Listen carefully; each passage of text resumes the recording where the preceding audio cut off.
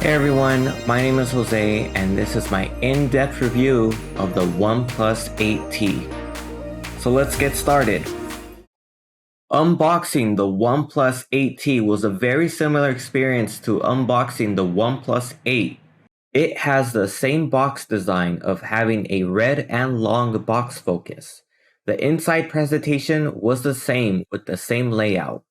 In the box, it comes with the phone, SIM to ejector, a 65-watt charger, a charging cable, and a sticker pack. The only two notable differences between unboxing the 8 and the 8T is that the 8T comes with a 65-watt charger, while the normal 8 ships with 30 watts and it can only charge at 30 watts. The second difference is that the 8T box is a little bit longer and has a little bit more width, and it's not noticeable hands-on unless you put them side to side. Now, onto the basic overview of the phone. It has a 6.55-inch 1080p 120Hz OLED display. It has a 4500 mAh battery, a Snapdragon 865 5G chip. It comes in 256 gigabytes of UFS 3.1 storage with 12 gigabytes of RAM.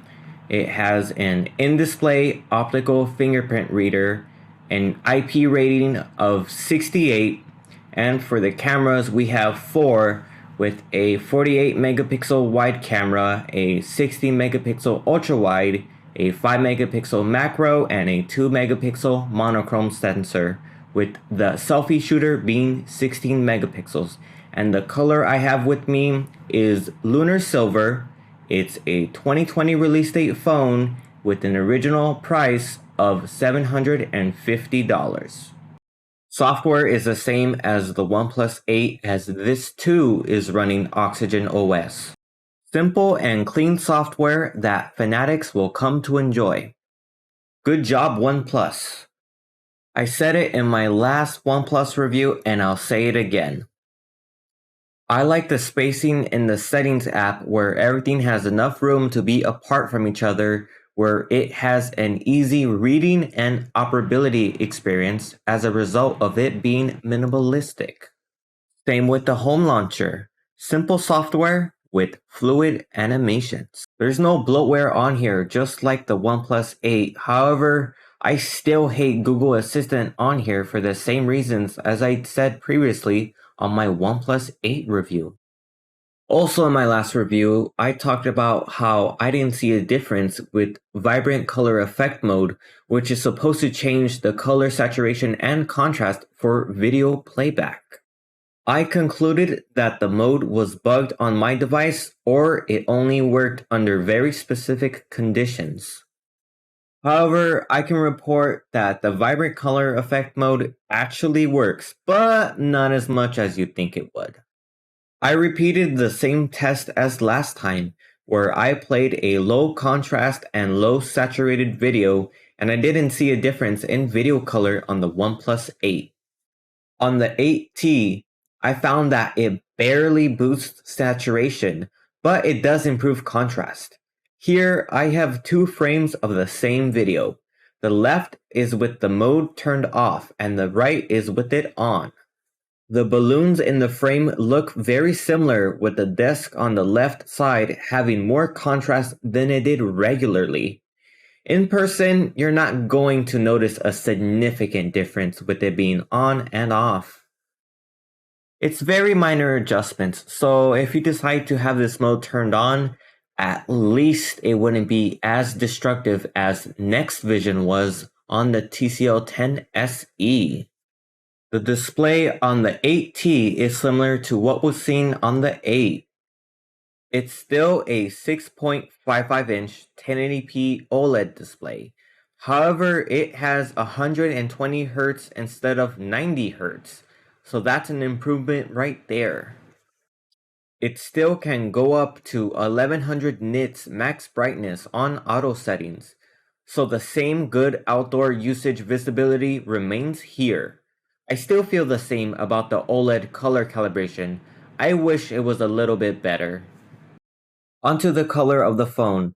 I have the Lunar Silver color with the other option being Aquamarine Green. And while I already know that the green is better than this color, I would say that Lunar Silver isn't a bad color choice. Although it's not flashy like Interstellar Glow as seen on the OnePlus 8, I would say that this isn't a bad color choice, and I don't really think it looks all that ugly. I think it's quite nice. Speaking about the color, the OnePlus 8 has a glass back, which is typical on many smartphones, but it smudges really easily. The 8T doesn't have a glass back and it instead has a soft matte back that feels pretty nice in the hand. And since it's a matte back, it's a lot harder to get smudges just by touching it.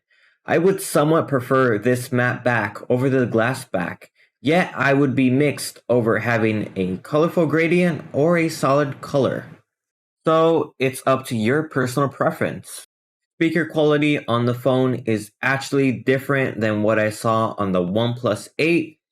The 8T is a little bit louder than the 8, but I think that the 8 sounds more clear and more balanced.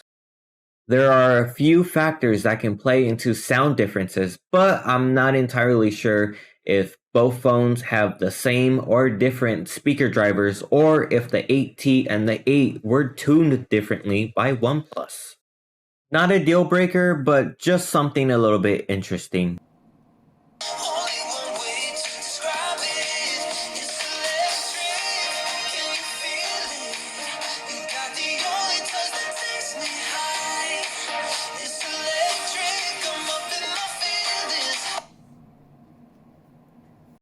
And yes, haptic feedback is the same on the 8T as it was on the 8.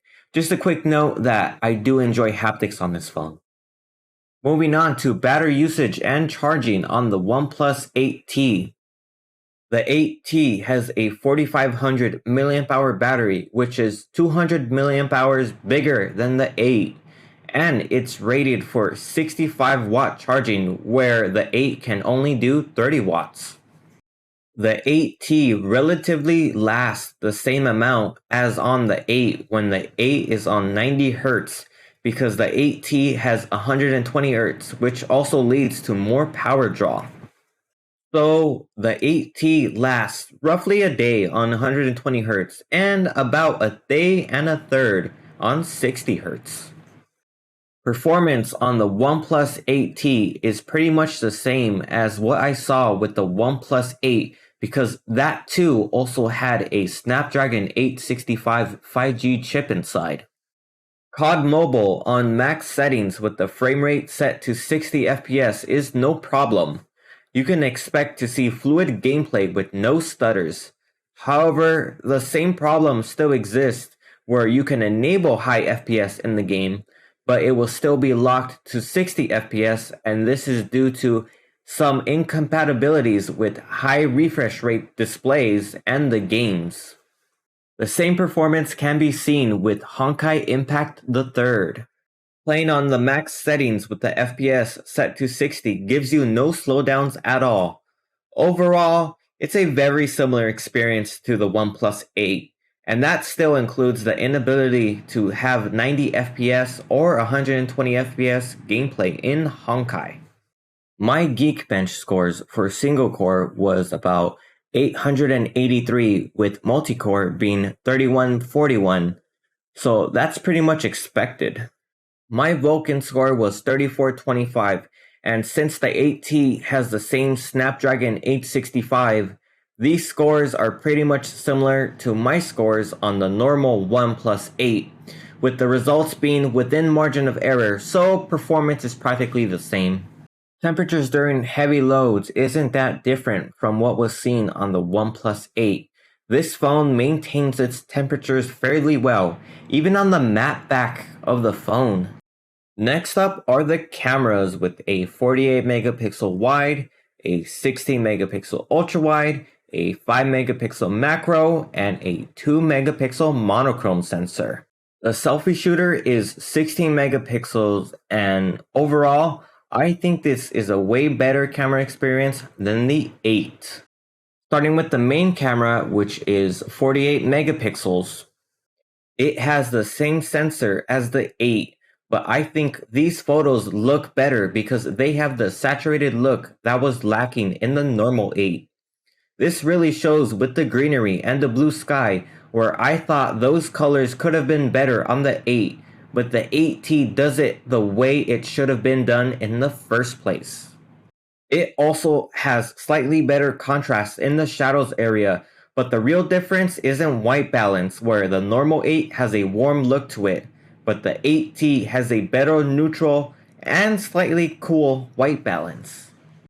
Off to a good start. Portraits are also good, with depth estimation being just as good as on the 8, but since it has better white balance, these photos are better but not significantly better.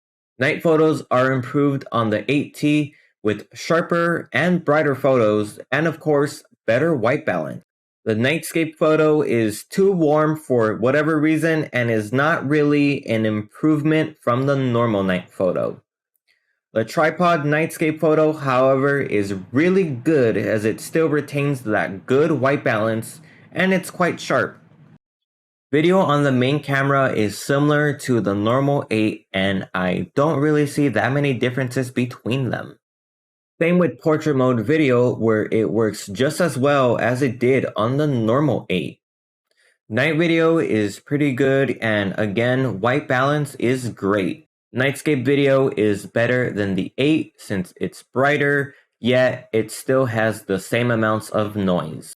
The ultrawide camera is 16 megapixels just like the normal 8, however the 8T has a wider field of view at 123 degrees while the 8 just has 116. And the ultrawide is improved by having a little bit more saturation and less distortion around the edges. Video on the ultrawide is alright, and same for ultrawide night video. Still can't see anything, but that checks out. Night photos are better since it's brighter and has better white balance than the normal 8. But this nightscape photo didn't work for whatever reason. The only difference between this photo and the previous one is that the house is slightly lit up, but yeah, that was a weird fail. On tripod mode, the ultrawide photo is pretty good as that photo is very realistic to what I saw in real life when taking that photo. So yeah, that's about it for ultrawide. Onto the macro lens, which is 5 megapixels and is a step up from the 2 megapixel macro camera seen with the OnePlus 8. And the 8T takes sharper photos, but yet again has better white balance because the others were too warm. One weird thing about the macro on this 8T is that it completely failed when taking a picture of this cat. The reason it failed was because I was shooting towards the sky, but the normal 8 didn't have this white balance issue, so that's pretty weird. I then had the idea to just shoot the sky with the macro camera just to test out the white balance, and the OnePlus 8 did somewhat of an okay job. So let's check out the 8T and oh my god, what are you doing? Why did you make the sky gray when it's clearly blue? My assumption is that the white balance on the 8T tries to compensate for warm looks, that it makes almost every photo have a cold look to it. But since the sky is already cold because it's blue, then that's when it tried to compensate by using a warmer look that it's also trying to avoid at the same time. Also, quick note about this macro camera. I randomly found on Verizon's website that they say that the macro lens is perfect for portrait mode?